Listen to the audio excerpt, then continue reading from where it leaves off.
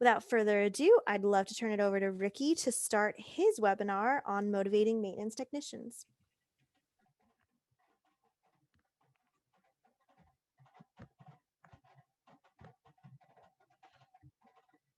Thank you very much. Welcome, everyone.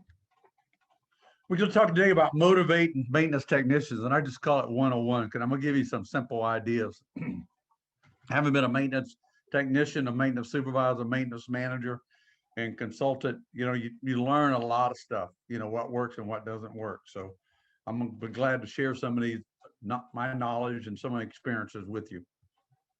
So, I like to say a maintenance technician seeks no reward or praise. They take pride in knowing the equipment assets are running the specification.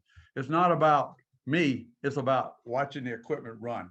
And that's what we want. That's the most frustrating thing I had as a technician, when we couldn't get the equipment to do the right thing at the right time. So we always had breakdowns, and we had to figure out, I had to solve it, how we resolved that problem. And this is when I worked for, I was in the U.S. Army as a maintenance technician a long time ago. I don't want to say when, but a long time. I worked for Alcoa Mount Holly, or Alumax Mount Holly, the world-class maintenance plant, as a maintenance technician. They tested, over 1,000 maintenance technicians, and they only hired 140, 160, something like that. So you take a written test, 3 nights. First night, you take a test. They say, wait, don't go anywhere. We've graded it. They tell you to come back or don't come back the next day. I was lucky. I don't know. I cheated or something, but I passed it. Exxon helped me a lot. I worked at Exxon also, and Exxon as a technician. I learned from the old school guys, but the world's changed now. So what does day in the life of a maintenance supervisor look like? What does it look like for a supervisor? I'm not talking about a technician, a supervisor. Working with production on issues, check on maintenance technicians to see if they need anything, attend training, and it may not be every day, but some days. And then we go all the way up to, review equipment history with technicians. I used to like to do that. I'd give my technicians the equipment history for the last 30, 60, 90 days, sometimes even 180 days, and ask them to review the procedures and say, okay, what can we do differently? I want them involved in the change. I don't want my reliability engineer, maintenance engineer making that decision. I want them to participate and maybe facilitate it, but I want them to be the ones that feel like they did it, not someone else did it. And then we also want to review issues in the plant and attend training, of course, like you guys are doing now. So some questions. I need some answers, okay? You just chat them in. How effective is your current maintenance staff? 1, slow to respond. 10, great.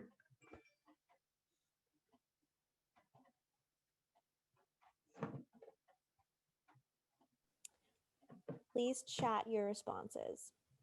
We have 6 from Volker, 7, 6 from Darren. They're coming in now. 5 from Duncan, 5 from Mohammed, 6 from Hesham. Ooh, 8 from Roseanne, and 4 from Nigel. So what's the average? Oh, Ricky, you want me to do math Give me that a ballpark. fast? Give me a ballpark. I think we're around 4. Okay. So how's the attitude of your maintenance team? Your attitude. Maintenance tech's always got some kind of attitude. A lot of 5s. The average is pretty easy for me because it's 5s and 6s. Good. That's not bad. That's not bad. So what's the number one reason why technicians are where they are? Why are we at the point that we're at right now? What's the number one reason why we're at where we're at right now? Is it lack of training, or is it lack of motivation, or what is it? Go ahead and text that in.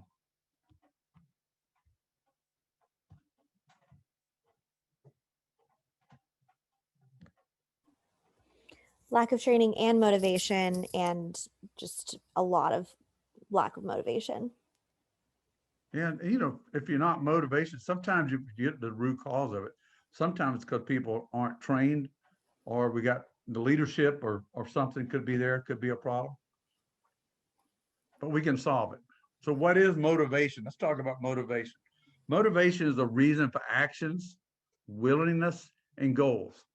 So what does that mean?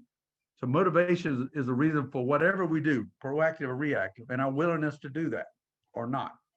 And then the goals that we set for ourselves. Motivation derived from the word motive or a need that requires satisfaction. You know, when I was a maintenance technician, my satisfaction was watching the equipment run good. That was my satisfaction, not chasing the breakdowns and all that kind of stuff. Yeah, we had people that loved that. And I probably liked it a little bit sometimes, but most of the time, I just took satisfaction in the equipment running the specification.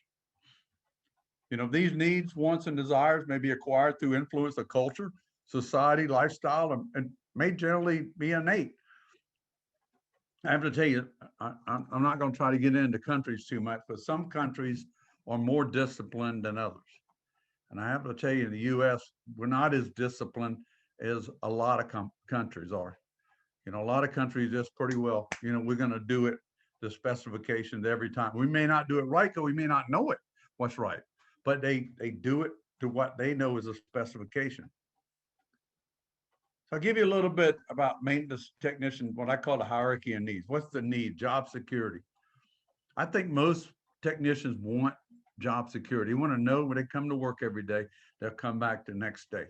They have a job. Because why? Because they support their family, they support, you know, others in the community, but they also feel confident in themselves. Money. When people tell you it's not about the money, it is all about the money. Okay. When I left Exxon to went to work for Alcoa Mount Holly, I got a $10 an hour raise. And in 1980, that's a huge amount of money. I mean, it was just phenomenal. I mean, I went from a small house to a little bit bigger house, but I bought a boat too. Okay. Respect, you know, a maintenance technician wants respect.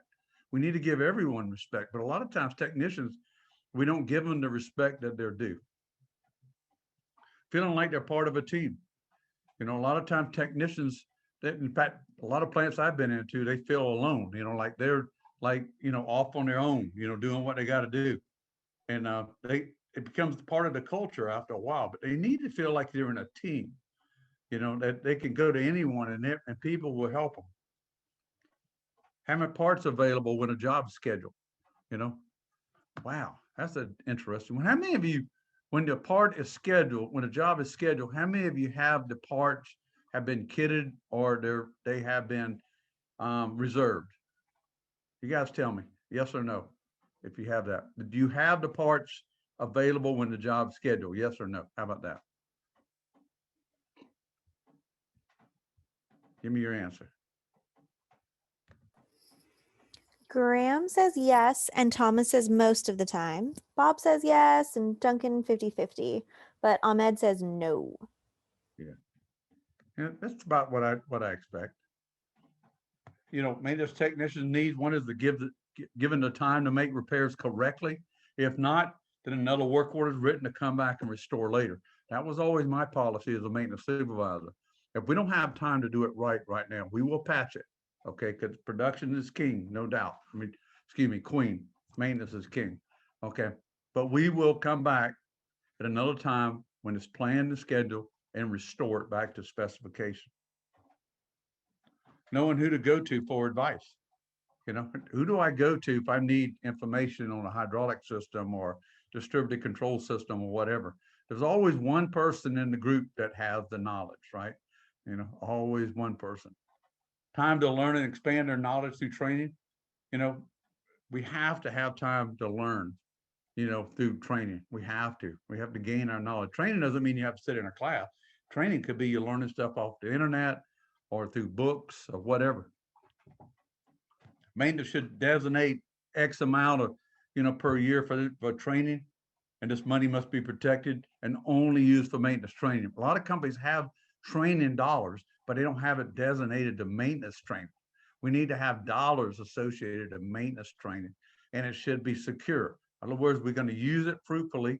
We're going to tell management, okay, we need X amount of dollars out of our budget to do this, and this is the expected outcome out of that training. They want to put an investment in, they expect something out. And it's not complicated to do that. Mitigation of equipment failures. I didn't say elimination because That's not necessarily true. Most of you know that. It's the mitigation of equipment failures. Okay, that's part of their needs. So when we talk about the technician, now we talk about the causes of equipment failure. What causes equipment failure? Lack of consistent definitions. Without consistent definitions, I always say you have chaos. You know, when someone says preventive maintenance, what the heck does that mean? Corrective maintenance, what does that mean? You know, we got to have definitions for those things. Here's an example: maintenance. This is a Ricky Smith one: to maintain, keep, preserve, protect from failure. Preventive maintenance. This came from SMRP best practices. Preventive maintenance actions performed on a time or machine run based schedule that detect, preclude, or mitigate degradation of a component or system with the aim of sustaining or extending its useful life through controlling degradation to an acceptable level. If you remember SMRP, I highly recommend that you go in and look at these definitions. This one here was on the document called SMRP Best Practices. If you remember, you can download that document. There's also SMRP metrics and body of knowledge.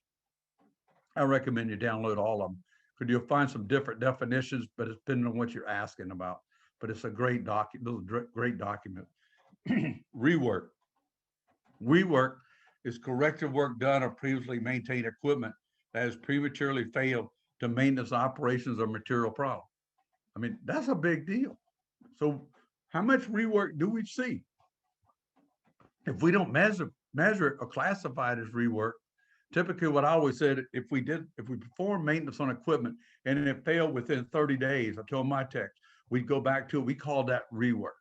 So if we had a failure on it within 30 days, then it had to be something to do with what we did. Not 100%, but probably 98% chance. And I tell you, I proved that many times, 98% chance it was something we did or didn't do back 30 days ago or so on. Typical cause of rework or maintenance operational material and quality issues. So the source, SMRP metrics, so rework, we go back and do it again. Okay, that's what the reason, the causes of. Believe it or not, on this rework, most of it's cause, oh, I'm sorry, you got production people on there, but it's operational is what most of them are. Okay, the more than maintenance, believe it or not. Equipment not in a maintainable condition, you know. It's kind of interesting to me when we have equipment that continues to fail. We say, well, we keep doing preventive maintenance on it. Well, why are you doing preventive maintenance if the equipment is not maintainable? You know, it doesn't make sense. You know, so equipment not being in a maintainable condition causes equipment failure. We know that. So example, performing preventive maintenance on equipment continues to fail. Any of you see that before? You're doing PM compliance 100% on your equipment, but we're having breakdowns. Anybody see that? Yes or no?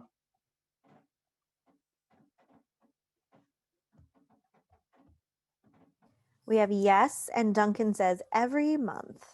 Yeah, it's not logical, right? It's not logical.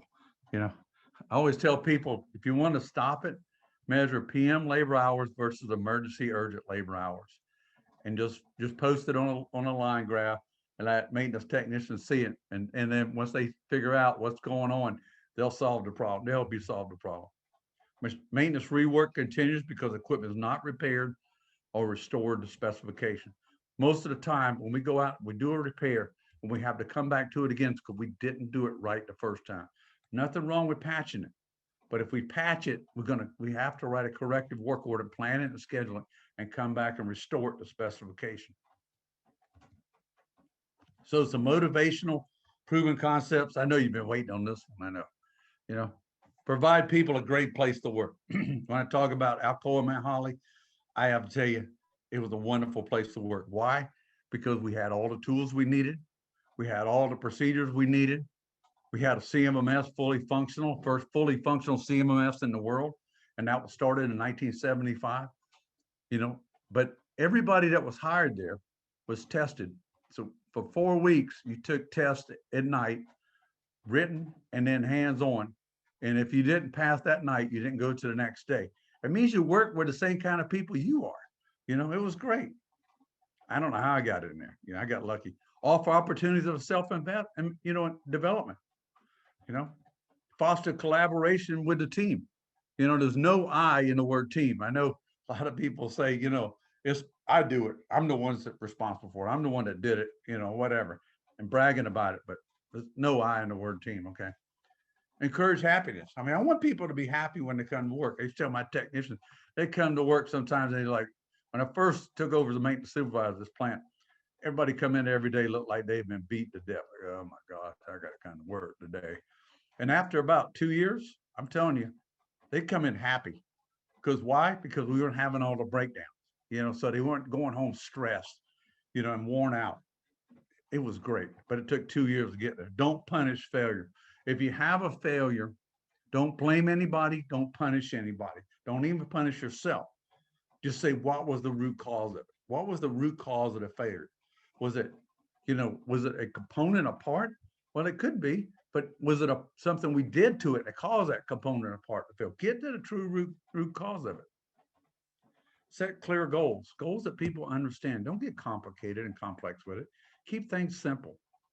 That's why if you type in Ricky Smith, keeping it simple, you'll see a number of small books I wrote on keeping it simple, because I like to keep things pretty simple. Unless complexity is necessary. Okay. Never show anger or discouragement to your subordinates. There are times I have to tell you, okay, I'm gonna be honest with you, but I'd have to, back then we didn't have a cell phone. Okay, so I had a what do you call it? Oh gosh, pager. There you go, a pager. So I'd leave the pager on my desk and I'd go walking around the outside of the plant. The plant was pretty large. I'd walk around outside, and if one of my guys see me out there walking around, they knew to leave me alone because I'm trying to clear my head because I don't want to choke somebody or or anything else. Because I'm just like, I'm upset. Somebody did something stupid. I'm sorry, I didn't say I said stupid. I mean, somebody did something that was unacceptable. Okay. Never ask someone to do something you wouldn't do yourself. Never ask someone to do something you won't do yourself. Oh my gosh, that tower's 200 feet high. Who can we get to do that?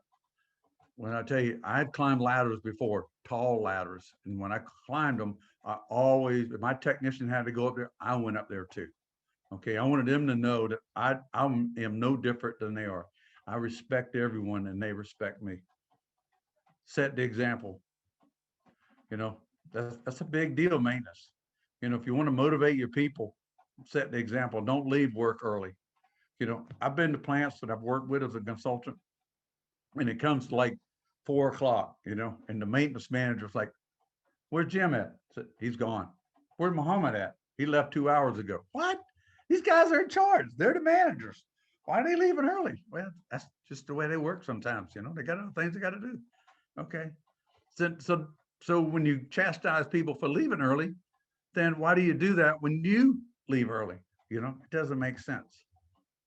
Give people a score in the game. Okay. This is when I call it, rapid action team, dashboard, reliability action team dashboard.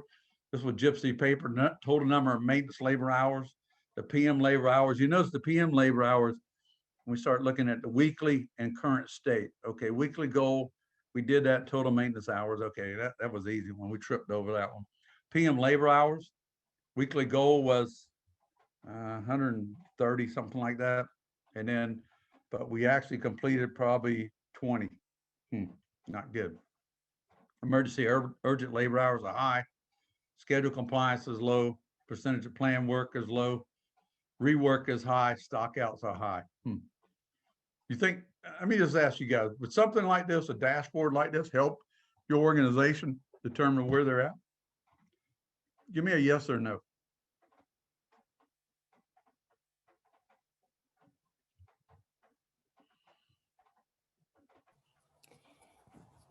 All yeses. Yeah, good. I tell you what, the visual aids are a big deal. Getting that information out for people to see is a big deal. So why maintenance technicians are not motivated? One, lack of appreciation by leadership. They may appreciate it, but it's not demonstrated. That's a big deal. That pat on the back, we used to joke when I was a technician, say the maintenance pat on the back is this, nobody else gonna pat you on the back, so you have to do it yourself. Good job, Ricky. Thanks, Ricky.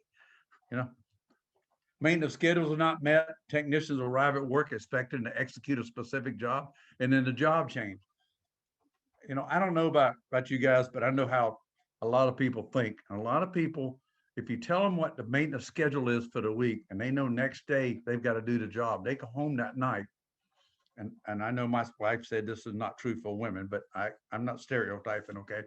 But if I go home that night knowing what I'm going to do the next day, I'm going to dream about that job, okay? I may not dream about it, but I'm going to think about it. And the next morning going back to work, I'm going to think about it again. I'm preparing myself. When I go to work, I know what I'm going to do. Now, the problem is in a lot of organizations, they don't meet the schedule. So you come in all fired up to go do that job. I mean, you're pumped. I mean, you've been dreaming it at night, tear that gearbox apart or dry or whatever it is. And then you come up and say, no, we got something else for you. That's another issue. Okay. The right part of material not available to accomplish the maintenance work. You know, oh my gosh, how many places I've been into when, walk around with a maintenance supervisor for a day and you hear technicians say, what do you want me to do? We don't have any parts in the storeroom. And the supervisor says, just do the best you can. Okay. I'm not sure what that means. Lack of information. We're working on a job because we don't have the information. If you had a procedure that had the information on it or the resources you can go to get the information, you're working on a job, then you can go find the information, or it should be on the work order, attached to the work order. Rush to complete the job without focus on doing the job right. I had one guy, Jimmy was the guy. If you want to send someone out to get something fixed, quickly, he was the guy. It wouldn't last long, but it would make production happy at that time. I'd bring Bobby back afterwards to restore it when we had time to do it the right way. Okay, I'm just putting taking the skeletons out of the closet, okay? Patching equipment and never coming back to restore the asset in a maintainable level. If you have to, I just still have. When I was a technician, if I had to go out and patch something and no one ever allowed us to come back and bring it up to a maintainable level, it would stress me. But unfortunately for me, I worked at Exxon, where if we had to patch something, the next week or the next day, we came back and restored it to specification. Alumex or Alcoa Mount Holly, we did the same thing. But ever since then, I don't see it very often, unless it's Cargill's one that's very good. I don't care where you go in the world. Cargill does this to specification. Overtime is high, thus family life or fun life is sacrificed.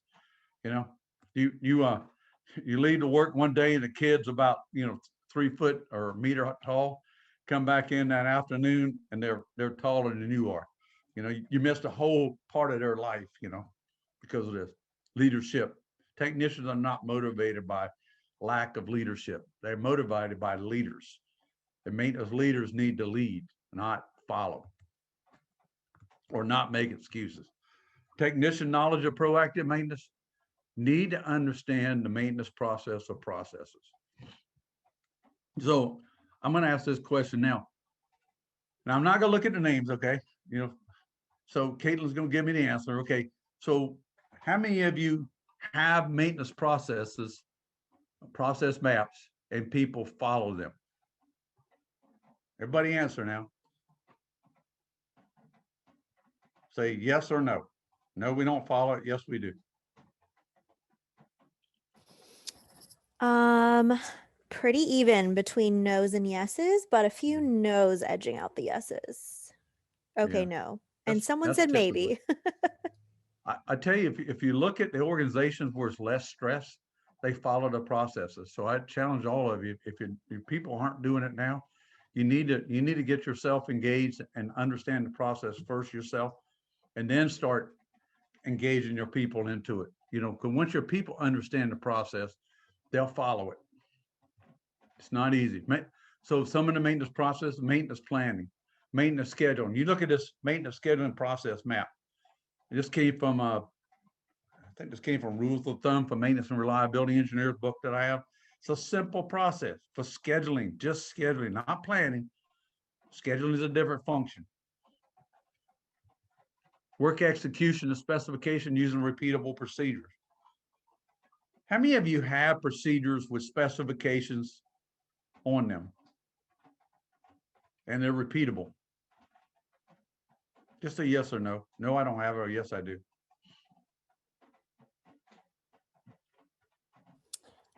Everyone seems to have it, yes. Good. What I came up with what I started with, and having my guys initial each step. And the reason for that, because sometimes people get in a hurry. We're humans, okay, and we're full of error. So I want them to initial each step to make sure they followed each step. And then I put on the work orders: condition is found on the equipment, condition is left, any comments, and then they craft feedbacks on the procedures. Like, we need to change this procedure, doesn't make sense, or you need to add this or whatever. If I don't put that on there, no one's going to change the procedure. No one's going to give me feedback. Equipment turnover to production. How do we turn it over to production? To specification, running the standard. If we can't run it the standard, we got to tell production we don't have the part right now, whatever. We know that. Work order closeout. All of these are critical. Work order closeout, making sure the data is closed out accurately. And then the failure report, analysis and corrective action system. You know, it's all about the failures that we should learn from the failures, perform analysis on it, and make corrective actions so these failures do not reoccur if the failures are unacceptable. And the only maintenance strategy I know that says failures are acceptable is RTF, run to failure. It is a maintenance strategy, but a lot of people use it a lot. Leading and lagging KPIs. You know, this is a maintenance scorecard. Just to give you a simple one. Work with a company. We set this up. We made it real simple first, and we got more complex a little later. But PM compliance here, 100%. Percent of plan work was 40%. Schedule compliance, 100%. Work order closed accurately, 47%. Starting to see a problem. Rework, 14. That's the problem. Maintenance costs, okay, so we're 12% over budget. You know, so a scorecard is good to have, because if you play soccer, you play football, you play basketball, whatever, rugby, whatever you play, you got to know the score in the game. Maintenance technicians want to know the score in the game. So as humans, we're technicians, we're humans, okay? They're motivated based on self-actualization, okay? Everyone will try to accomplish what they can as long as they feel like they had the capacity to do it.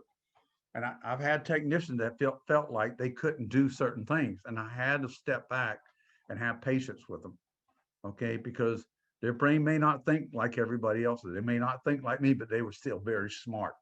So I had to step back and get them into the situation where they understood it, and they developed the capacity to do it.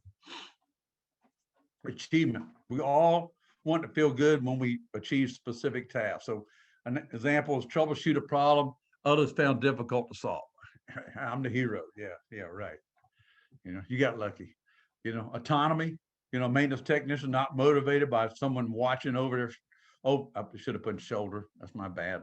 Or asking how much longer is it going to take. Probably none of you have ever said that or seen that. I'm guilty on it. Okay. I used to hate it as a technician. I became a supervisor. My technicians had to pull me back and say, Ricky, you keep coming back, looking over our shoulder. Leave us alone. Let us do what we got to do. Personal growth. Everyone's different. However, becoming a certified maintenance and reliability technician is a great step in any technician's career. I am a CMRT, certified maintenance and reliability technician. I got lucky and passed the test. Okay. I was involved this week with actually writing new test questions for the CMRT, practical ones. And we went through and evaluated the CMRT questions, and we got rid of a lot of questions that didn't make sense for a technician to know. It just wasn't logical. So made it a lot more down to earth, as I say it. Recognition. Most maintenance techs do not like recognition. However, a handshake and a thank you is all you want or need. You know, I used to do my techs. When my techs did something really outstanding, I didn't do this often. I'd come up to them, look them straight in the eye, shake their hand, and say, "Thank you, great job." And I'll tell you what, that's a lot better than buying them donuts or whatever, you know, a cup of coffee. The work itself. Technicians take pride when they see the results of their work. When they see equipment running to standard, it really makes them feel good. So we talked about all this, but what about attributes? What's the attributes of a proactive? We talked about all these things. So what's the attributes of a proactive maintenance technician? They ensure all maintenance work is executed to specification. Even breakdown work, we still going to do it to some specification. We may have to come back and bring it back up to full specification, but it's certain things we can do to make sure it doesn't fail prematurely. Perform preventive maintenance of the controlled experiment. And I've said this for, gosh, 30 years. You know, you put equipment in a controlled state, preventive maintenance, we do certain things to it to get an expected outcome. I call it a controlled experiment. They always seek knowledge, seek to advance their technical knowledge through on-site, off-site, vendor training. I think that's definitely true with a proactive maintenance technician. I got a class next week that I'm teaching on, what are best practices for maintenance technician. And I'll tell you, I get fired up about it because technicians don't know what they don't know. But when you start sharing it with them, the little bit they learn from me opens their mind, so they start looking for other things to learn. So it's just an impetus. It isn't about the training, it's about the results from the training. Means they open their eyes, open their mind to do things differently. If a patch is required on a rush or emergency job, they always write a corrective maintenance work order so the equipment can be restored to specification at a later date. How many of you do this?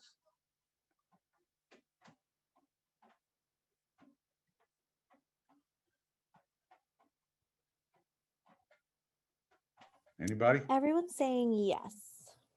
Say that again. Everyone is saying yes. Wow, cool. That's good. Arrives at work 100% on time. Okay, it's just some of them are bad, okay, but stuff in the past, okay, I'm sorry. And haven't been to a psychiatrist lately, okay. If they observe equipment not performing the specifications or an operator having a problem, the technician notifies their supervisor of the problem immediately. We want them, if they see something wrong, they need to notify, not production. I want my technician to notify the maintenance supervisor of the problem. That way they know how to handle it better.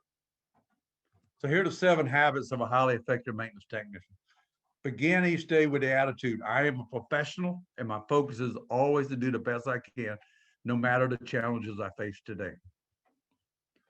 I seek knowledge to grow their ability to the best they could be through online webinars, just like this one. SMRP has webinars all the time. If you're not a member of SMRP, I would join it. It's not owned by a company, it's owned by members. CMRT certification, vendor, technical webinars, etc. Books.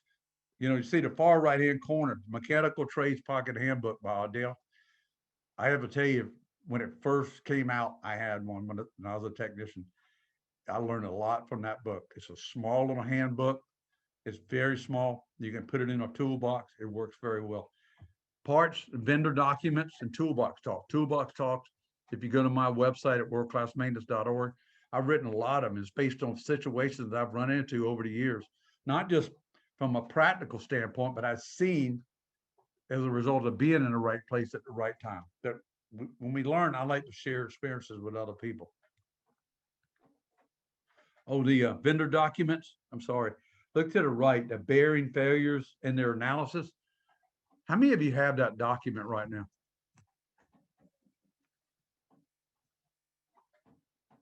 Anybody?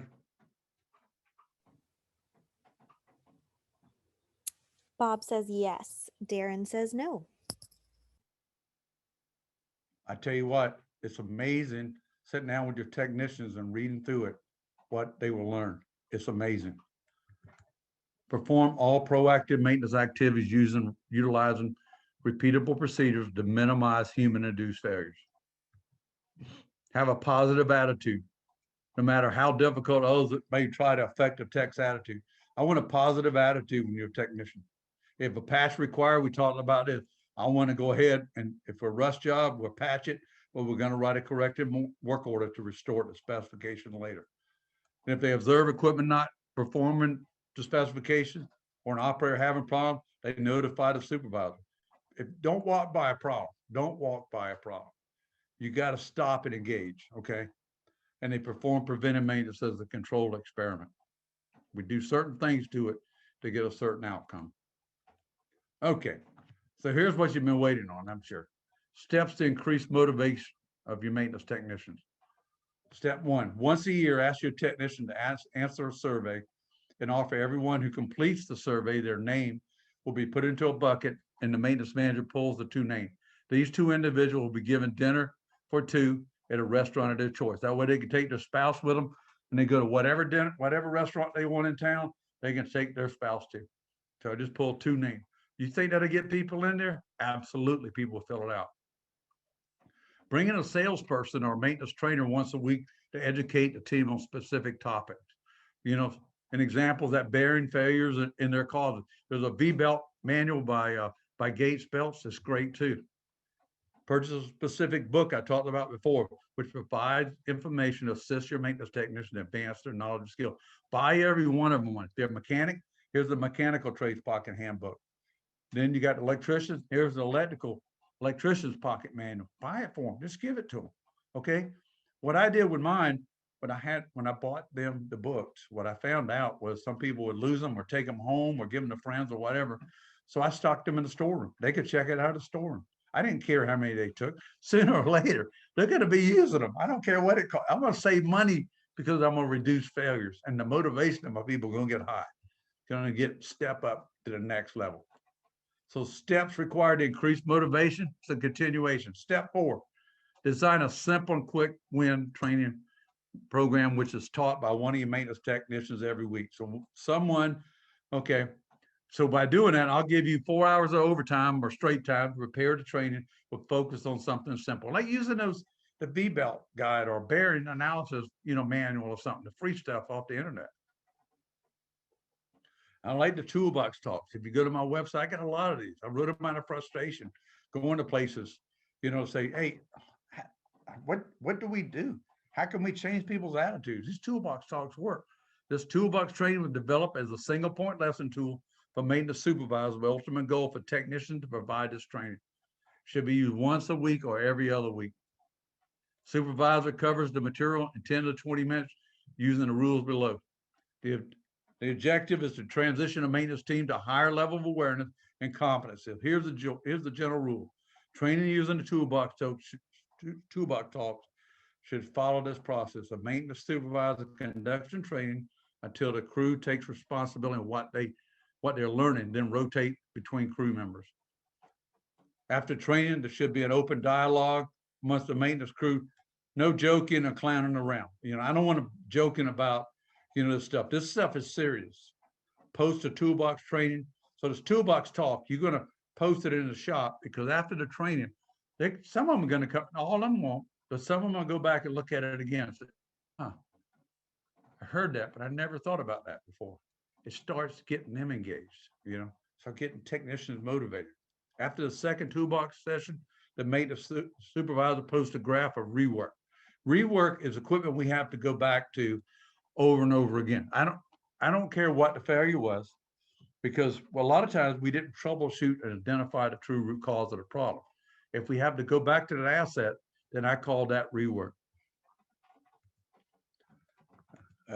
Write down on a whiteboard the reasons why rework's moving in that direction. I call this the awareness stage. Then ask the crew, what was the root cause of a recent failure? And if they don't know what the root cause, let's just use the most basic root cause analysis tool we have in our toolbox, or the 5 whys. Why did it fail? Okay, because it stopped. But why did it stop? It stopped because the motor broke. Why did the motor break? Because it short circuited. Why did it short circuit? You see what I mean? Taking them through that 5 S's, they start thinking logically and start thinking about, how can I solve the problem? I can solve the problem, not waiting on a reliability engineer or maintenance engineer to solve the simple problems. Then to continue the sessions for 4 more times.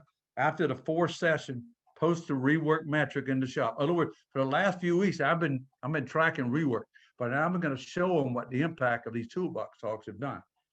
Say nothing for the week, and then tell them what the metric is. Never say anything negative about the numbers or rework. The numbers, I always say the numbers are the numbers. The data is the data.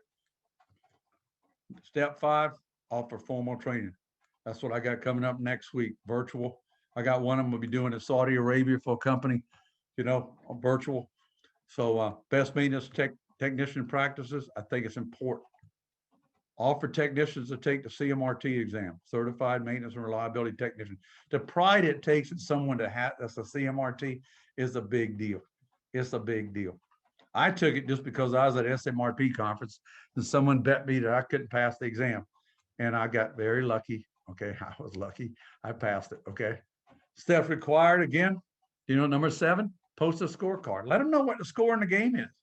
What is PM compliance? What is our yield? What percentage of work comes from our PM work? Schedule compliance, rework, stock out. Stock outs, when we go to the storeroom, the computer says it's in there, but it's not in there. Then emergency labor hour. Let them know the score in the game. Reward success using simple things. As an example, maintenance manager challenges the maintenance staff to reduce breaks to the maintenance schedule, reduce from X% and ask if they agree this is achievable. I'm just going to ask them, is it possible we can do that or not? All right. So what are your questions this time? This is my next workshop coming up in January. I got one next week on best maintenance technician practices, but this planning and scheduling is coming up in January. So what are your questions?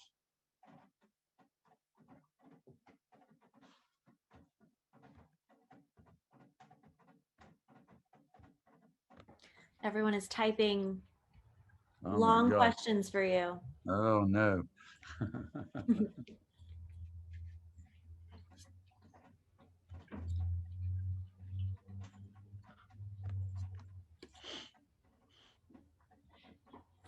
Maybe we should redo the question from earlier since it was before we started the recording. So what do you think is the future of maintenance professionals as COVID-19 has put a big hole on company budgets? Are they bridging the gap, reducing maintenance? Yes or no? I don't see them reducing staff. I have not seen any companies reducing staff at this time. If anything, they're just taking precautions is all they're doing. Every company that I've been in contact with in the last few weeks or few months, they're all just taking precautions. In fact, I got one company I'm going to in 2 weeks to do some training for, and I'm going on site, but they told me what the precautions are before I come there and what I have to do. So, very simple. We as people, we learn how to adjust and understand the risk of things that we do and what we need to do to mitigate those risks. Awesome. Next up, what are best practices for motivating an entire maintenance organization, not just one in one building, but across lots of facilities? Start. Yeah, that's a great question. If you got a multiple maintenance teams, start with the one you have the most likelihood of success, because those will be the easiest one. Don't go to the hardest ones. A lot of people that go to the most difficult crew. Don't do that. Go to the easiest crew and take them and let people see how well they're doing. But you got to do it with a scorecard too. You got to have a scorecard to show, what is their score in the game. Because if you don't, these metrics I'm showing you on the screen, these metrics start to change as a result of it. Other people are going to say, okay, how do we do that? How do we get involved in that? Because that's what you want to do. You want to be the leader. If you have a crew, like I did when I had my maintenance crew, my maintenance crew was the worst in the plant at the time when I started. When I left, they were the best, not because of me. It's just because I just allowed them to do what they needed to do. I may give them a little direction here and there, but they're the ones that did it. All right, what else? All right. What if management is not thinking or agreeing in the same lines as maintenance professionals? So think about what's in it for them. You got to talk their language, okay? We all speak different languages in maintenance, okay? A plant manager speaks different language than a maintenance supervisor, than a maintenance manager, than a maintenance technician. We got to understand what is it important to them. So if there's a certain person at a higher level doesn't understand it, let's talk about cost, okay? So what is the biggest pain they have? We have a cost overrun every month. Well, guess what? I read this book by Ramesh Galati on maintenance best practices, and this is what it told me. So give them some ideas. Don't come up and just tell them we got a problem. Just give them some ideas. It's not easy, believe me. I know that, but you got to start somewhere. You got to crack that door open. Once you crack the door, then that door will continuously open until it's wide open, and then things are going great. Perfect. What are your recommendations for craft pre-employment tests? Oh, I like this one. I was involved with Georgia Pacific Corporation designing a pre-employment test for North America. And we created a written test, and the written test was based on a job task analysis. In other words, what job task analysis would you go in? I have a degree in trades and industrial education too. So I would go in and we'd assess what the job was. And in most maintenance techs, it's very similar. So we'd assess what it is, and then we come up with a written test and a hands-on test to be able to hire the right people. So by doing this assessment, we learned when we say you got 10 candidates, they take the written test. I have to tell you, some places I went, only one person out of 10 passed the test, the written. So there wasn't no need for me to go on any further. I mean, this guy's going to be the one I'm going to take, and he's going to go to the hands-on part of it. And if he doesn't know the hands-on part of it, then we're going to work out an agreement with him saying, we're going to work with you until you get to this level. Okay. And we had to do a lot of that because some of the people, one, their reading comprehension skills were not very good. You know, so I had to bring in outside resources because I don't know how to get your reading comprehension level up. Okay. Being honest with you. And that's a whole different world, you know, but there are experts out there that can do that. And typically they're owned by the government. Those resources come in for free. All right. What else? Oh, the questions have rolled in. All right. What is your take on small gifts for a job well done? I think it's a good idea. You know, what I did with my guys when I was a maintenance manager, if I had one person solve a problem nobody else could solve, you know, I did. You'd be surprised how this takes off. I offered, if someone could solve this persistent problem we had, you know, then I will give you and your spouse, I will buy you dinner at this restaurant or whatever, you know, whatever restaurant you want to go to. I'll buy you dinner up to X amount of value. And I tell you what, people went crazy. I mean, it was awesome. I mean, not only did we solve that problem quickly, but we started solving other problems as well. But I had to continue doing it. But it was worth the money. I mean, how much money does it cost to have equipment down? It's astronomical. But that cost of that dinner for them and their spouse was insignificant. So if anyone wants to send you a gift for a job well done on this presentation, they should go ahead and do that, is what I'm hearing.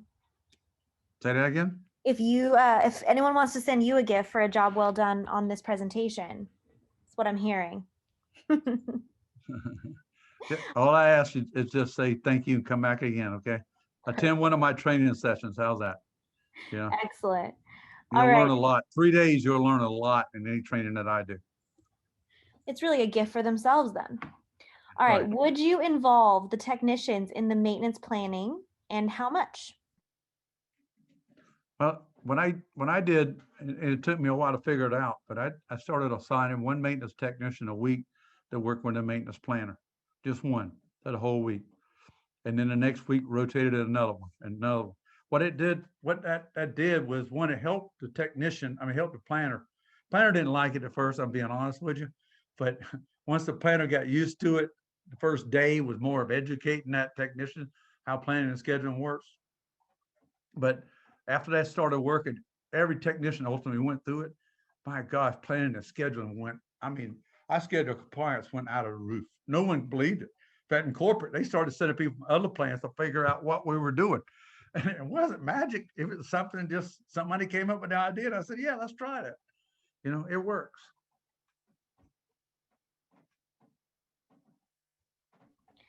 Perfect. So I like your idea. If there is a discipline issue, will it be bad to act as a manager, not a leader? Say that one more time. Yeah. If there is a discipline issue, will it be bad to act as a manager, not a leader? It's both the same thing. If you're a leader or a manager, discipline is part of your job. And discipline doesn't mean to be bad. It's just people know if they made a mistake. And a lot of times what I have to do is escalation rules that I used to have. And it wasn't anything set in stone. It's just, if it was something minor and this person never made a mistake, once they admitted they made the mistake, I don't have any more problem with them. People that constantly have mistakes, then I'm going to write down, I'm going to make it in writing, and then I'm going to give them 30 days. I put it in writing what they did wrong. And in 30 days, I'm not going to HR. Okay. So for 30 days, you're really on good behavior terms. Okay. So if you don't do anything in 30 days, I'm going to take this out. I'm going to tear it up and throw it in the trash. It'll never go into your personnel record. If it persists, then at some point it's going to have to go in your personnel records. Don't tell your HR manager I said that. Okay. All right. Next up, how do we motivate technicians to develop new habits and adapt to changes? A majority of the technicians in our group have been with the company for over 10 to 15 years, and incorporating more technology has caused a little bit of resistance. Well, technology brings opportunity. And you have to think about, one is get them trained in that technology, and the other is to make it part of your process. So if you get, that's why I mentioned process maps. Take your process maps and intertwine that technology with the process maps. So if I'm going to plan and schedule, how do we plan and schedule? If we're going to execute work to a certain point and we're using PDAs or whatever, how does that intertwine with it? So you're going to have to figure out how to do that.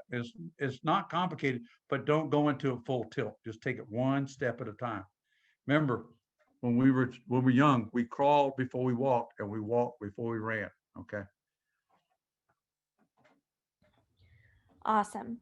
Would you recommend a site-specific equipment, technical training, apprehension test? Wow, that really tested me. Would you recommend a site-specific equipment, technical training, apprehension test for any new starters? Sure. Why not? You got to be careful in the U.S. You can get sued over it. Unless it's because you can't hire somebody unless the state, the government controls it, because otherwise you could be sued for discrimination. So you have to be careful for it. But I like tests. I think a written test is the first step, no doubt. If they can't pass that written test, I don't really need them. I'm sorry. Felix is asking, promotions of a technician can be another form of motivation. What do you think about that?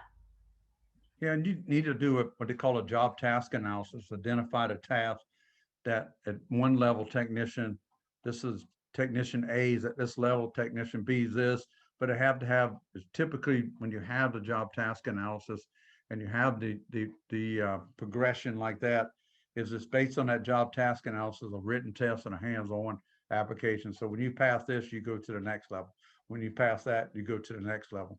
But you don't go to the next level until there's an opening for that.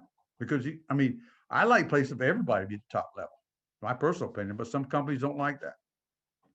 But if I had everybody at the top level, I worked at Alcoa Mahali, we were all at the same level, and we were all expected to do the same thing the same way every time. That's why we were tested written and hands-on.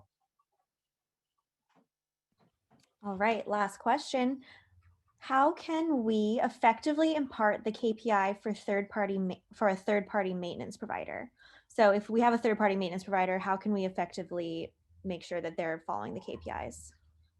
Because I want to design the metrics with them so they understand it. Follow the maintenance process. I want a metric for planning. If they're doing planning, they're doing scheduling, they're doing work execution, all these steps in the maintenance process. I want to make sure I have a metric for them, and I want to make a dashboard so we can see it every day of the week and every week of the month. So they know to score in the game. Remember, they're playing soccer, they want to see it. They play rugby, they want to see the score in the game of football. We're going to give them a score in the game, but they're going to have to comply too. Perfect. Those are all the questions we got. We got a lot of thank you so much. This is a great session. So glad to hear that. If you want more Ricky Smith knowledge, make sure you sign up for the different training sessions that he's hosting. You can find out all about them in our Maintenance Beauty Slack group. Resharing the link here just so you all have it. I'm so excited to see Roseanne and other guests have already signed up for the carnival. So really excited to see you all there. Ricky has more presentations next week. And again, he has a training, a 3-day training next week, which is more in depth on maintenance technicians. So definitely sign up with that if you are interested. Hope you all have a great rest of your weekend. Thank you so much, Ricky. Thank you. Have a good Bye. evening. Everyone, goodbye.